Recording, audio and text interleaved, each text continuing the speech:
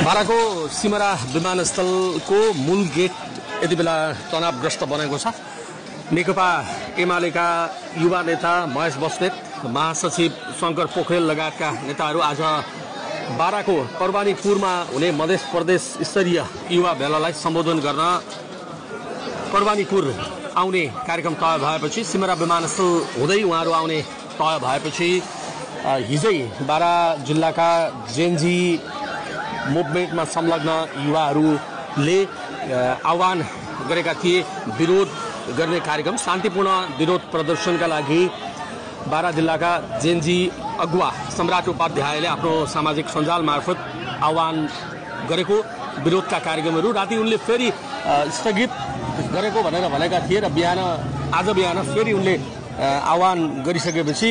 युवाहरू यहाँ ठूलो संख्यामा जम्मा भएका छन् र ती युवाहरूको समूहलाई नेकपा एमाले सम्बद्ध व्यक्तिहरूले सिमरा चोकमा धरपकड गरेको, आफूहरूको शान्तिपूर्ण विरोध प्रदर्शनमा हातपात गरेको, एमाले सम्बद्ध युवाहरूले आफूहरूलाई हातपात गरेको आरोप जेनजी समूहका युवाहरूले लगाएका छन्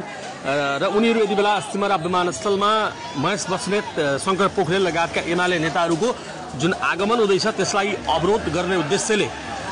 विरोध गर्न यहाँ सिमरा विमानस्थलमा जम्मा भएका छन् र सिमरा विमानस्थलमा नेपाल प्रहरी र सशस्त्र प्रहरीको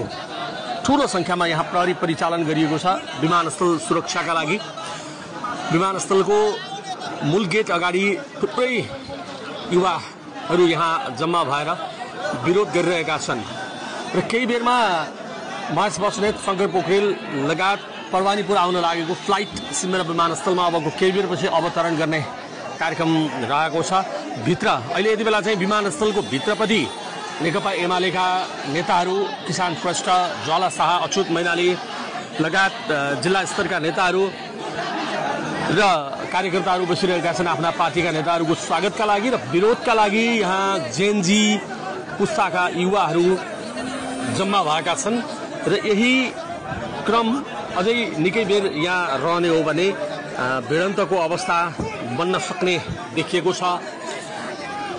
बारा जिल्ला प्रहरी कार्यालयका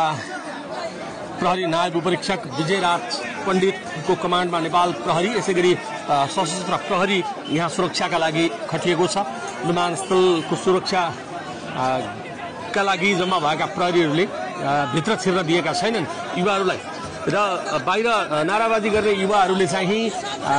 आफूहरूमाथि हातपात गर्ने, आफ्ना नेता सम्राट उपाध्यायमाथि हातपात गर्ने, खास गरी एमालेका नेताहरूलाई बाहिर निकाल्नु पर्ने र उनीहरूलाई आफूले नै